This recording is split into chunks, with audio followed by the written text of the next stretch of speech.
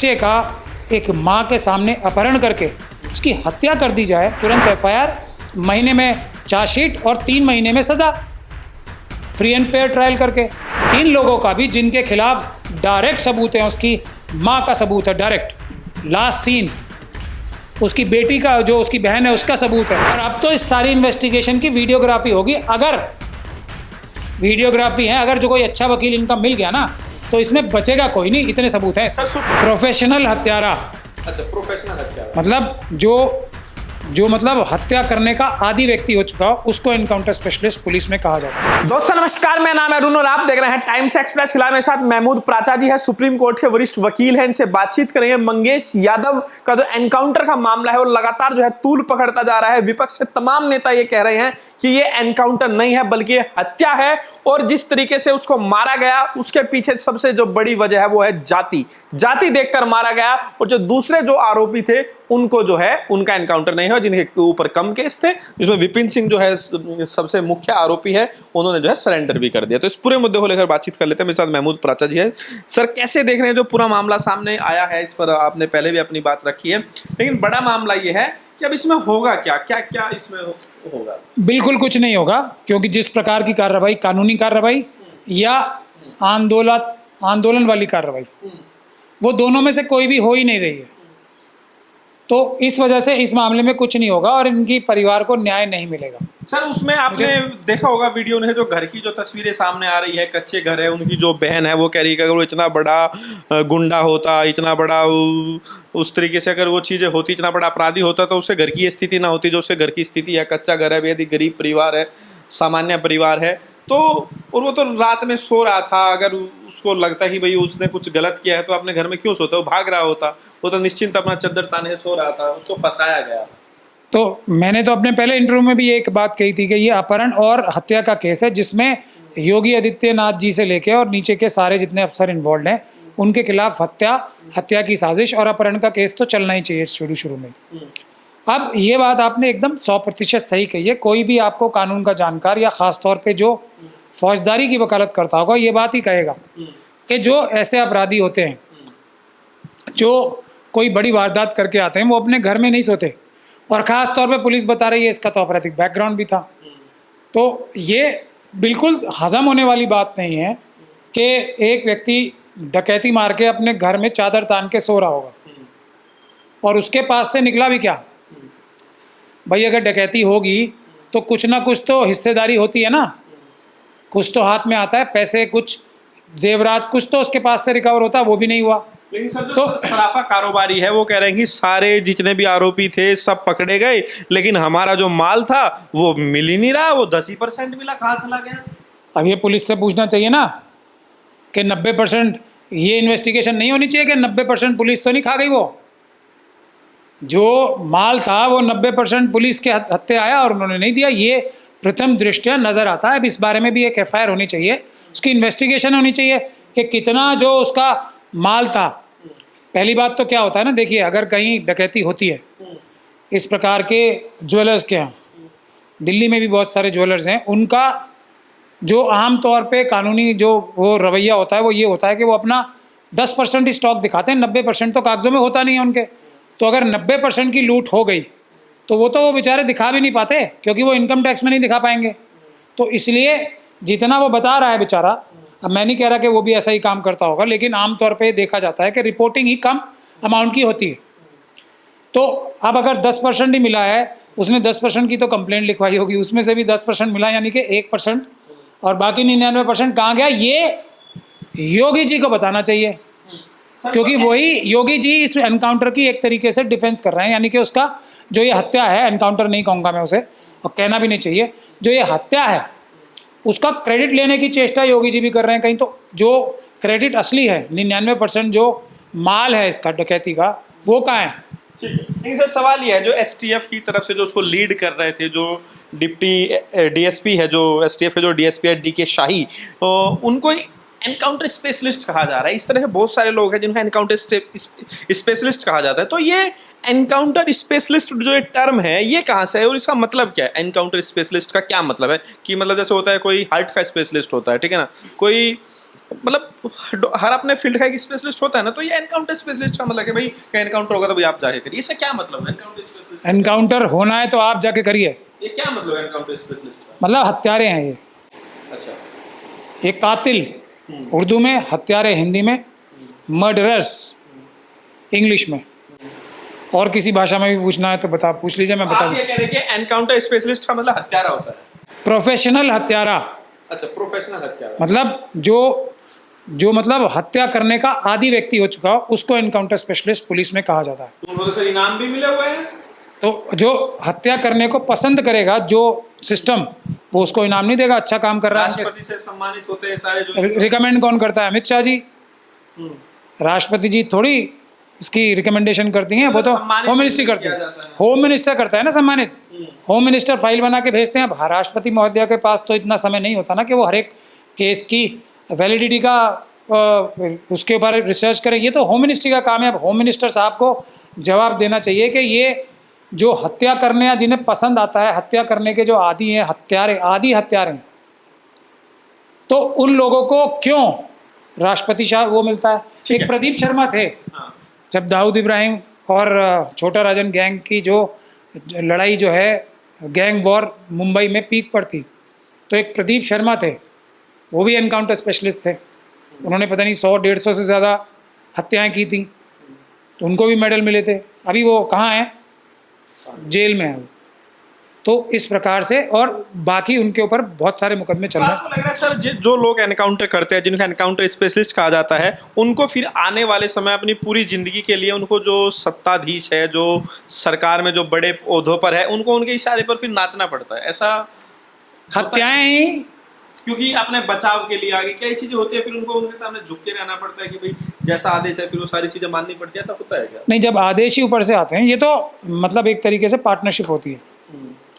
Police का ईमानदार आदमी अपने आप को एनकाउंटर स्पेशलिस्ट अगर कोई बता रहा है ना, तो वो जाके उसके खिलाफ डिफेमेशन का केस करेगा। भाई तुम मुझे, एनकाउंटर तो कोई चीज़ ही नहीं होती। एनकाउंटर तो एक तरह का बाई चांस एक्सीडेंट होता है कि पुलिस के अधिकारी कहीं जा रहे हो, वहाँ पे से किसी ने उनसे ऊपर सडनली हमला कर दिया, वो होता है एनकाउंटर।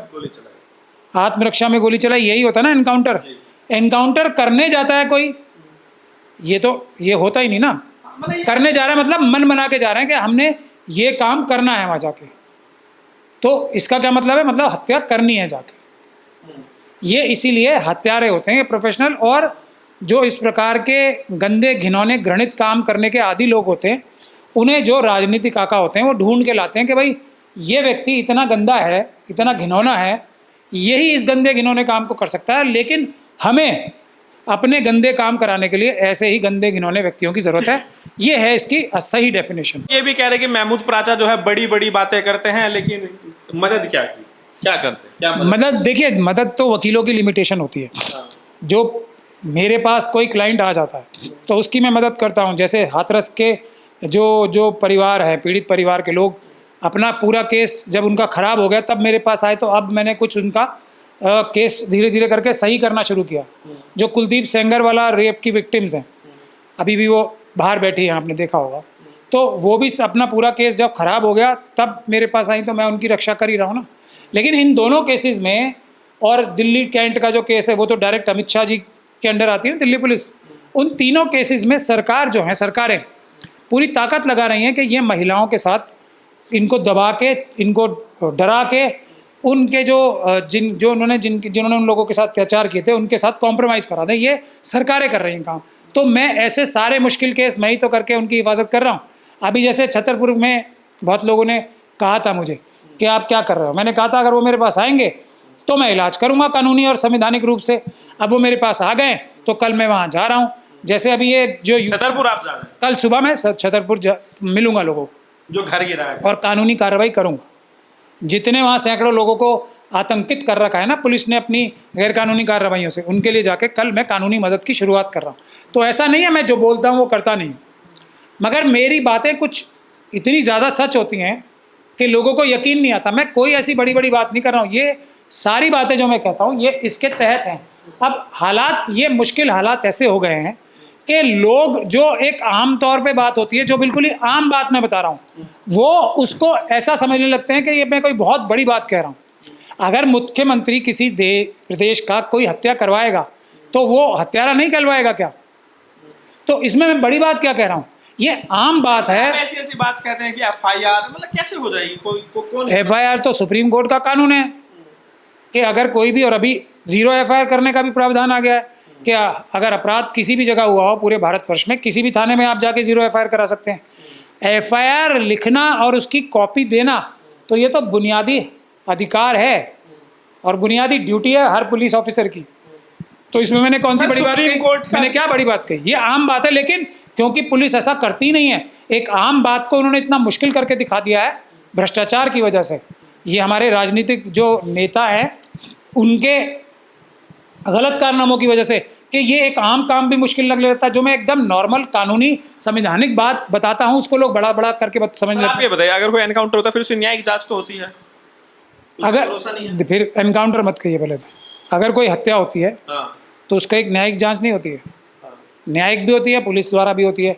लेकिन जो इस प्रकार के पुलिस कस्टडी में जो मौत होती है उसमें हत्या का केस दर्ज करना मैंडेटरी है, उसमें मैजिस्ट्रेट द्वारा इंक्वायरी करना नितांत आवश्यक। इसमें भी जांच तो हो ही रही है। अब हो रहा है ना, और उस एसडीएम की भी जांच होना नितांत आवश्यक होती है, ये भी तो बात है ना। और जो इसकी पोस्टमार्टम की जो कार्रवाई होती है ना, डॉक्टरों की भी, उसकी भी वीडियोग्राफी करना ज़रूरी होती है। और अब तो इस सारी इन्वेस्टिगेशन की वीडियोग्राफी होगी। अगर वीडियोग्राफी है, अगर जो कोई अच्छा वकील इनका मिल गया ना तो इसमें बचेगा कोई नहीं, इतने सबूत हैं। सर, सुप्रीम कोर्ट भी कहता है कि पुलिसकर्मी को अगर लगता है कि वह एनकाउंटर के नाम पर किसी को मार सकता है और बच जाएगा तो उसे पता होना चाहिए कि फांसी का फंदा उसका भी इंतजार है। मैं और क्या कह रहा हूँ? अब सुप्रीम कोर्ट भी बड़ी बड़ी बातें कह रहा है क्या? यही बात तो मैं कह रहा हूँ। लेकिन लोगों की जो लोग एनकाउंटर में जिसको आप हत्या कह रहे हैं उसमें शामिल है तो उनको भी जो है चैन की नींद नहीं आएगी अगर कार्रवाई हुई तो।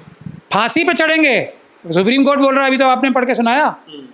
अब क्योंकि लोगों की हिम्मत नहीं हो पाती, सुप्रीम कोर्ट के जजेस तो बहुत सुरक्षित एनवायरनमेंट में होते हैं ना, माहौल में, तो वो कह लेते हैं ऐसी बातें। मेरे जैसे लोग बहुत कम हैं जो बगैर किसी सुरक्षा कवच के ये सच्ची बातें कहते हैं, तो इसलिए लोगों को थोड़ी हैरानी होती है। मैं कोई भी बात बड़ी बड़ी नहीं कहता, मैं सिर्फ सही सही बात कहता हूँ हमेशा। तो ये तो सच्चाई है ना। चाहे और अब दूसरा सुप्रीम कोर्ट ने ये भी कहा है, be you so high but you are never higher than the law. इसका क्या मतलब है? आप कितने भी बड़े हो जाओ, कानून से बड़े नहीं हो सकते। तो अब वही बात मैं मुख्यमंत्री जी के लिए कह रहा हूँ, चीफ मिनिस्टर के, प्राइम मिनिस्टर के लिए कहता हूँ। मैं यही बात कहता हूँ कि चाहे आप कितने भी बड़े आदमी हो जाएं, कानून आपसे ऊपर ही रहेगा, कानून आपसे बड़ा ही रहेगा।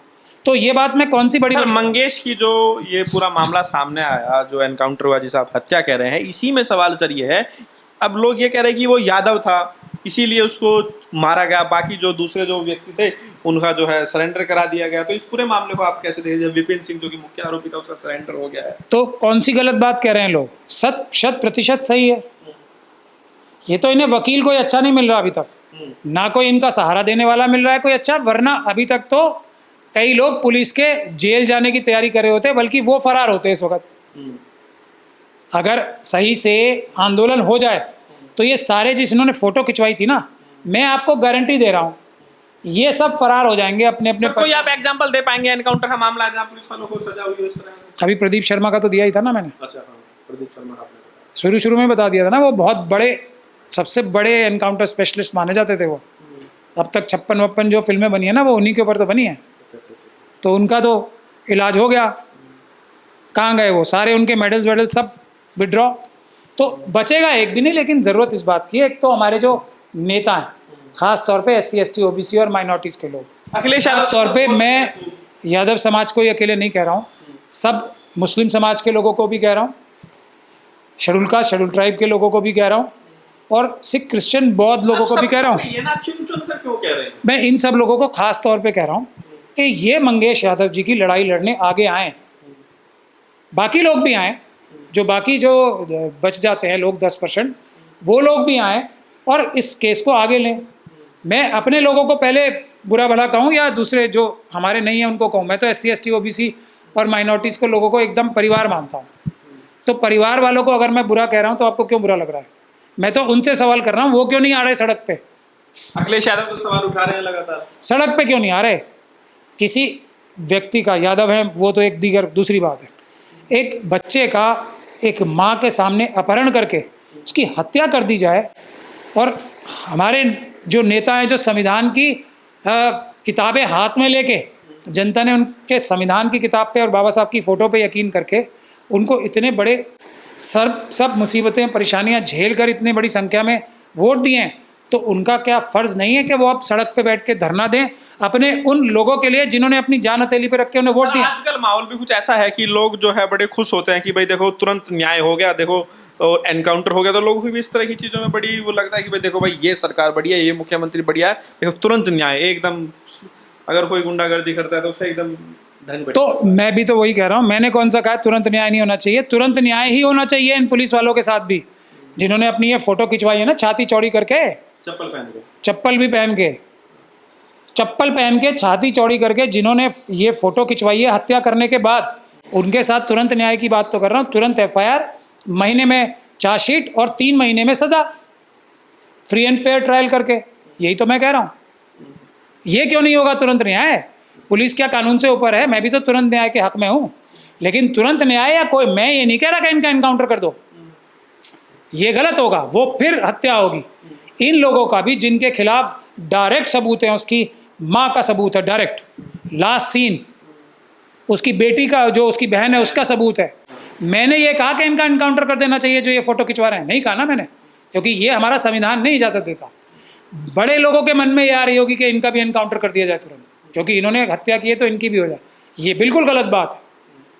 पूरा न्याय होना चाहिए, दुनिया को नज़र आना चाहिए, फ्री एंड फेयर ट्रायल होना चाहिए, इन्वेस्टिगेशन फ्री एंड फेयर होनी चाहिए इनके ऊपर, हत्या का मुकदमा दर्ज करके, और उसके बाद पूरा मुकदमा फ्री एंड फेयर तरीके से चलना चाहिए, इन्हें पूरा मौका देना चाहिए अपनी रक्षा करने, उसके बाद फांसी की सजा होनी चाहिए। लोग कह रहे हैं कि सर धर्म देखकर बुलडोजर और जाति देखकर एनकाउंटर।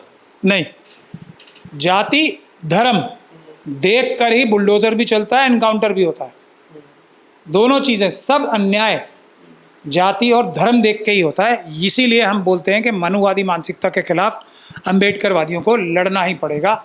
इस देश में 2 ही मानसिकताएं हैं, एक अम्बेडकरवादी और एक मनुवादी। सर जब से योगी जी आए हैं 10,000 से ऊपर एनकाउंटर के मामले सामने आए हैं, जो सरकार कहती है कि 10,000 से ज़्यादा एनकाउंटर हुए हैं, तो सर आप कैसे देख रहे हैं? अगर 10,000 से ज़्यादा एनकाउंटर हुए हैं तो ये उस स्थिति में हुए हैं जब पुलिस पर हमला हुआ तो पुलिस ने आत्मरक्षा में गोली चलाई, एनकाउंटर का मतलब यही होता है जो सरकार कह रही है। तो सर इतनी बुरी स्थिति मानते हैं आप इसको कि जब पुलिस पर गोलियां चल रही है, पुलिस पर हमला हो रहा है, पुलिस को आत्मरक्षा में जो एनकाउंटर करना पड़ रहा है, या मानते हैं कि कानून का राज अब आ गया है और जो है देश में राम राज्य जैसी स्थिति है और गुंडों को मारा जा रहा है, सफाया किया जा रहा है? अगर तो योगी जी की बात को सच मान लिया जाए तो योगी जी को जो लोग सच्चा मानते हैं उनको तो उनके खिलाफ परमानेंट पीसफुल प्रोटेस्ट उनके घर के बाहर लगा देना चाहिए, जो लोग योगी जी को सच्चा और ईमानदार व्यक्ति मानते हैं, क्योंकि उनके कहने के हिसाब से 10,000 जगह पे पुलिस की रेडिंग पार्टीज़ को या पुलिस के ग्रुप्स को, मतलब पुलिस का एक बड़ा टीम जा रही है, उस पे 1 या 2 अपराधी, सिर्फ अकेला अपराधी भी गोली चलाने की हिम्मत यूपी सरकार के इस रियाज में रखता है। तो इसका मतलब पुलिस का भय तो निकल ही चुका है। तो योगी जी को तो तुरंत इस्तीफा देना चाहिए फिर, अगर वो सच बोल रहे हैं। और अगर वो झूठ बोल रहे हैं तो ये 10,000 में से 9,990 जो ये बता रहे हैं एनकाउंटर हुए हैं वो झूठे हैं। 10, बहुत बड़ी लिमिट में बता रहा हूँ मैं, 10 भी नहीं होंगे, 10 एनकाउंटर सच में असल में हुए होंगे। और जितने भी दूसरी चीज़ें हुई हैं, अगर उसमें व्यक्ति मरा है तो वो हत्या है, और अगर उसके टांग में या कहीं और गोली लगी है तो उसको अटेम्प्ट टू मर्डर यानी कि हत्या की कोशिश का मुकदमा दर्ज करके उनके ऊपर कार्रवाई होनी चाहिए। लेकिन सर अगर आप कह रहे हैं कि इतनी बड़ी संख्या में अगर फर्जी एनकाउंटर हो रहा है तो फिर सर हमारे कोर्ट है, कानून है, तो वो सब क्या कर रहे हैं? अगर यही बात है, अगर जो आप कह रहे हैं कि सारे एनकाउंटर फर्जी होते हैं तो फिर मतलब ये तो कानून है, कोर्ट है, सुप्रीम कोर्ट। सारे नहीं बोल रहा हूँ मैं, मतलब आप कह रहे हैं ऑलमोस्ट सारे, ऑलमोस्ट सारे। तो यही तो है। जज जो हैं हमारे 4 सुप्रीम कोर्ट के जजेस क्या बोले थे प्रेस कॉन्फ्रेंस करके सिटिंग कि हमारे ऊपर दबाव है। तो जब सुप्रीम कोर्ट के जजेस के ऊपर दबाव है सरकार का, तो आप हाई कोर्ट के और डिस्ट्रिक्ट कोर्ट के जजेस को क्या समझ रहे हो? उनके ऊपर दबाव नहीं होगा। इसीलिए तो देश का जो है कानून व्यवस्था बिल्कुल चरमरा चुकी है। वरना अगर ये सो कॉल्ड अगर मान भी लिया जाए, 1 मिनट के लिए मान लेते हैं कि ये एक बड़ी कारगर व्यवस्था है, ये इससे कुछ जो है अपराध घटेगा, तो 10,000 करने की ज़रूरत पड़ती? बताइए आप, 10,000 एनकाउंटर करने की, मतलब फर्जी एनकाउंटर करने की आवश्यकता पड़ती है अगर इसका कोई भी लाभ किसी भी जगह कानून व्यवस्था स्थापित करने में भी हो पा रहा होता। इसका मतलब कोई डर ही नहीं रहा ना इनकाउंटरों से भी। तो किसी भी प्रकार से ये लॉजिकल नहीं है, किसी भी प्रकार से। हाँ, सिर्फ इनसे एक चीज़ हो रही है, पुलिस के डर से। पुलिस जितनी रिश्वत लेती है ना, अगर 1 रुपया लेती होगी पहले, तो आज 1,000 रुपया ले रही है, क्या कह के फर्जी एनकाउंटर कर दूंगा। तो लोग अपने घर तक बेच के पुलिस को, आप कह रहे भ्रष्टाचार सैकड़ों गुना बढ़ गया, इससे ये हुआ। तो ये थे मेरे साथ महमूद प्राचा जी, लगातार जो है सवाल उठा रहे हैं। ये जो मंगेश का एनकाउंटर की जो बात सामने है, लगातार कह रहे हैं कि इस तरह के जो एनकाउंटर हो रहे हैं उनकी जांच होनी चाहिए, तब जो है दूध का दूध और पानी का पानी होगा। आपकी क्या राय में जरूर बताइए, वीडियो को लाइक कीजिए, शेयर कीजिए, टाइम्स एक्सप्रेस को सब्सक्राइब कीजिए।